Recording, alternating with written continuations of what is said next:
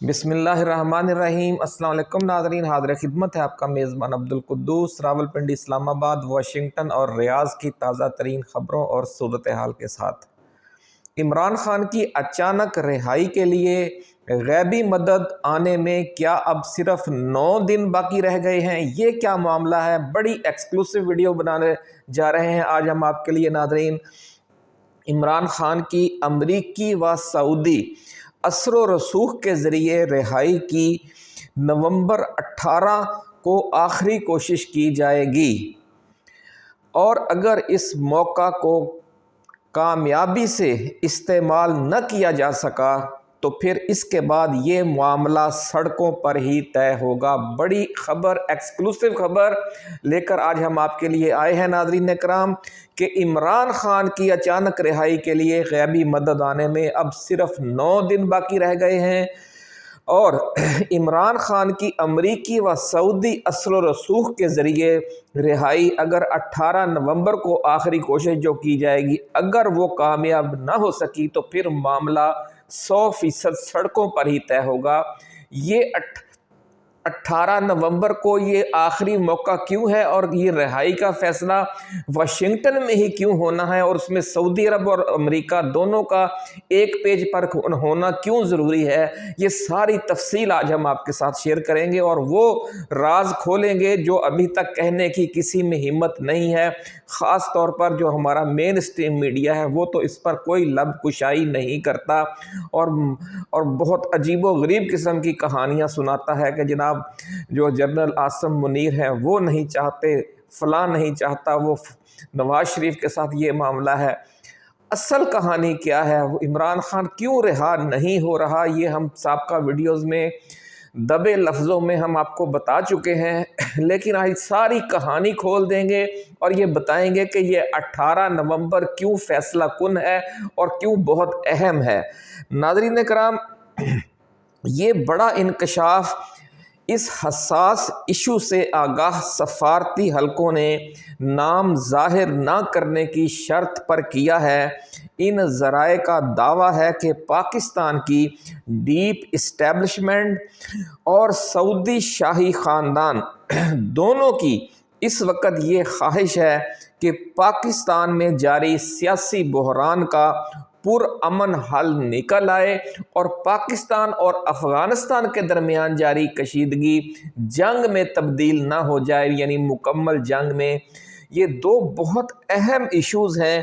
جس کا پاکستان میں جاری سیاسی بحران کے پرامن حل سے بڑا گہرا تعلق ہے۔ اس لیے حال ہی میں پاکستان کے chairman joint chiefs of staff committee general Sahir Shamshad Mirza نے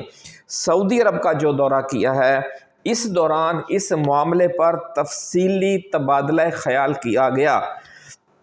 پاکستان کے chairman joint chief of staff committee کا عہدہ عمومی طور پر ناظرین کرام پچھلے 20-30 سالوں کے دوران چین، سعودی عرب، ترکی، ایران اور روس کے قریب سمجھا جاتا رہا ہے،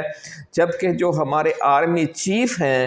وہ روایتی طور پر ان کی زیادہ قربت امریکہ، برطانیہ، متحدہ عرب امارات، قطر اور سعودی عرب سے رہی ہے۔ یعنی جو سعودی عرب ہے وہ دونوں کے قریب ہے، باقی جو معاملات ہیں وہ chairman joint chiefs of staff committee نے اور آرمی چیف نے ان آفیشلی یا آفیشلی تقسیم کر رکھے تھے کہ آپ نے کن طاقتوں کے ساتھ رابطے میں رہنا ہے پاکستان کے حوالے سے، اور آرمی چیف نے کن طاقتوں کے حوالے ساتھ زیادہ رابطے میں رہنا ہے۔ یہ ساری آپ نے سرگرمیاں دیکھی ہوں گی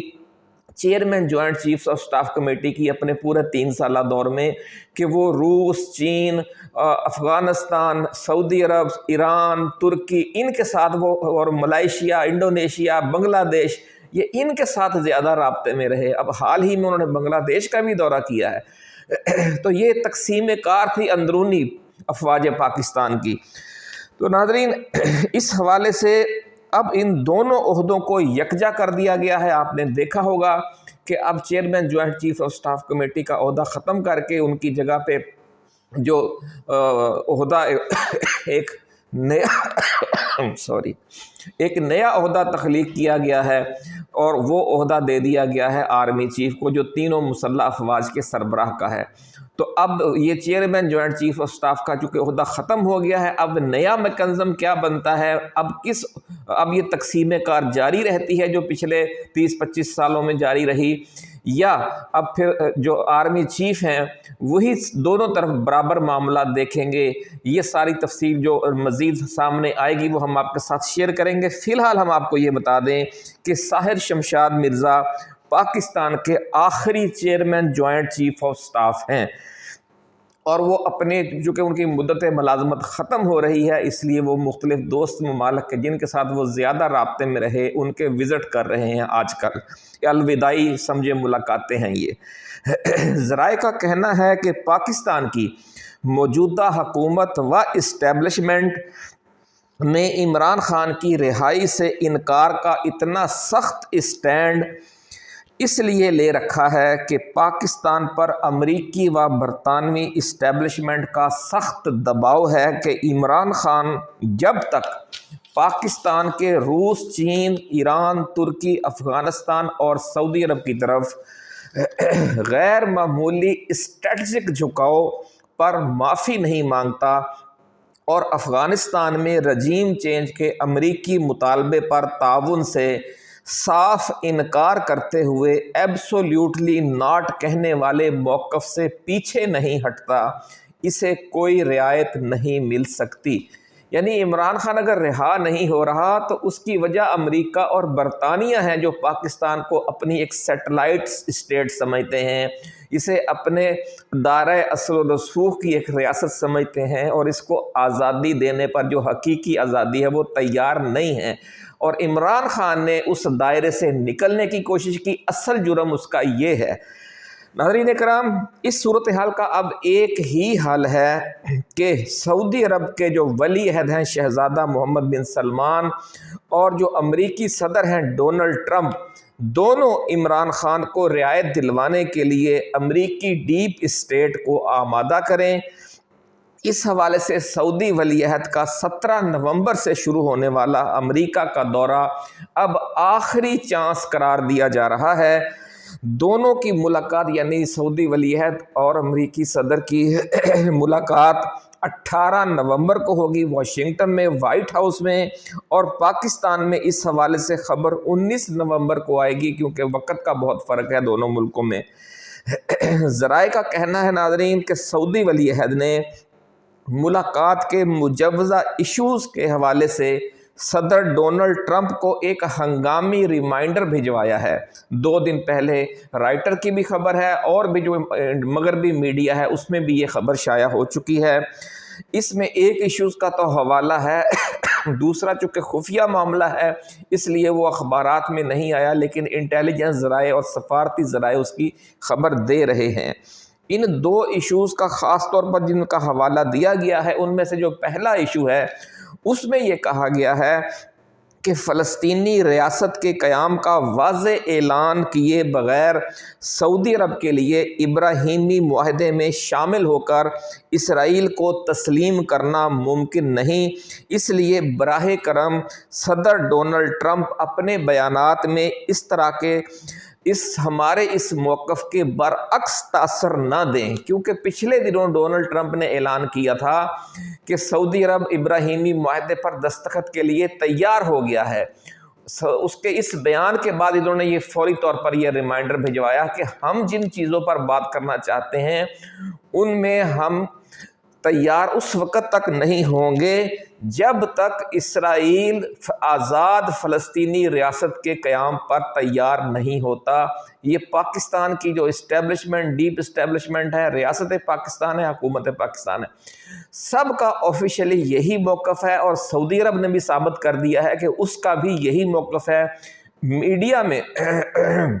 اس حوالے سے جو شور مچا ہوا تھا اس کی سمجھ لے کہ اب واضح تردید آ گئی ہے کہ مسلمان ممالک خاص طور پر پاکستان اور سعودی عرب اسرائیل کو تسلیم کر سکتے ہیں غزہ کا مسئلہ حل کیے بغیر یا فلسطینی ریاست کا مسئلہ حل کیے بغیر۔ ناظرین کرام، دوسرا مطالبہ پاکستان افغانستان کی صورتحال ہے۔ افغانستان میں رجیم چینج اور عمران خان کی رہائی سے متعلق ہے جو دوسرا ایشو جس پر انہوں نے ہنگامی میسج بھجوایا ہے واشنگٹن میں، اور یہ کہا جا رہا ہے کہ پاکستان اور افغانستان کے درمیان جاری کشیدگی کے مکمل جنگ میں تبدیل ہونے کے حوالے سے حتمی فیصلہ جو ہے وہ بھی اسی ملاقات میں ہوگا، اور عمران خان کی رہائی کے حوالے سے حتمی فیصلہ بھی اسی ملاقات میں متوقع ہے۔ جو ہمارے پرانے ناظرین ہیں وہ جانتے ہیں کہ ہم بہت عرصے سے ہی ایسی ویڈیوز بناتے چلے آ رہے ہیں اور آپ وہ دیکھتے چلے آ رہے ہیں، اور ہماری ٹائم لائن پر وہ ویڈیوز ابھی تک موجود ہیں جس میں ہم نے حوالہ دیا کہ سعودی ولی عہد شہزادہ محمد بن سلمان ایک سے زیادہ بار عمران خان کی رہائی کے لیے مخلصانہ کوشش کر چکے ہیں۔ اب بھی وہ ویسی ہی ایک آخری کوشش کرنے جا رہے ہیں۔ اگر اس میں کامیابی ہو گئی تو دوسری کوشش میں بھی ساتھ ہی کامیابی ہو جائے گی، ایسا کہنا ہے ذرائع کا، اور وہ کوشش ہے افغانستان اور پاکستان کے درمیان ایک کھلی اور مکمل جنگ ہونے سے روکنا، کیونکہ یہ دونوں چیزیں لازم و ملزوم ہیں۔ عمران خان بھی اس چیز پر زور دے رہے ہیں کہ پاکستان کو افغانستان سے جنگ نہیں کرنی چاہیے، اور سعودی ولی عہد شہزادہ محمد بن سلمان کا بھی اس پر بہت زور ہے کہ پاکستان اور افغانستان آپس میں نہ لڑیں اور تمام معاملات ہیں جو بیٹھ کر بات چیت کے ذریعے طے کریں اور ایک دوسرے کو رعایت دیں۔ اب کیا ہوگا؟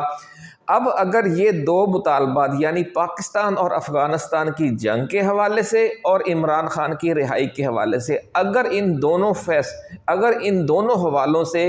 امریکی صدر ڈونلڈ ٹرمپ سعودی ولی عہد کی بات کے قائل ہو جاتے ہیں تو 9 دن بعد ایک غیبی مدد کے انداز میں اچانک صورتحال تبدیل ہوگی، اور یہی عدالتیں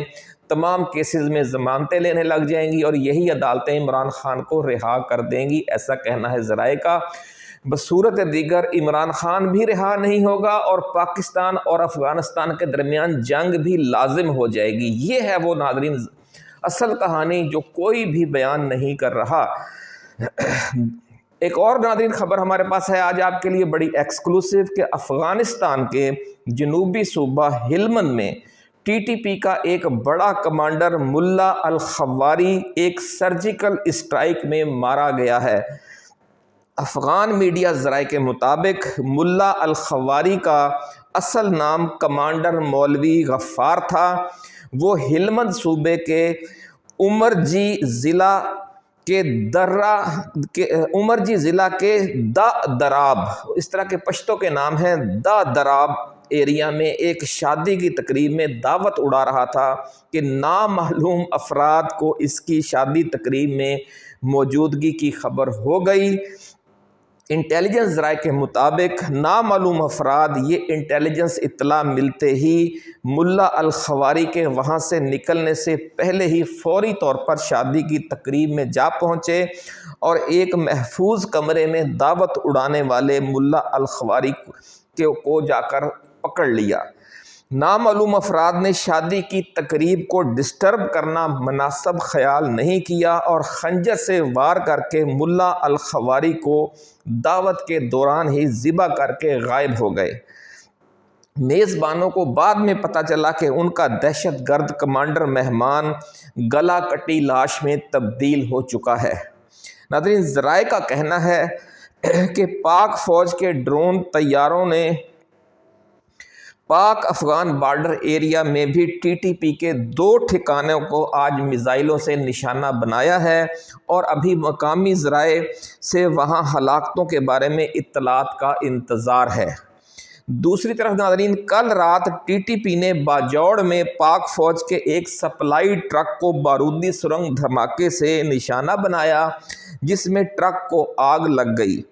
اس کے ڈرائیور اور معاون جو ایک حوالدار اور سپاہی تھے وہ دونوں زخمی ہو گئے اس حادثے میں، اس واقعے میں، اس حملے میں، تاہم دونوں کو بحفاظت ریسکیو کر لیا گیا اور اب دونوں کی حالت جو ہے وہ خطرے سے باہر ہے۔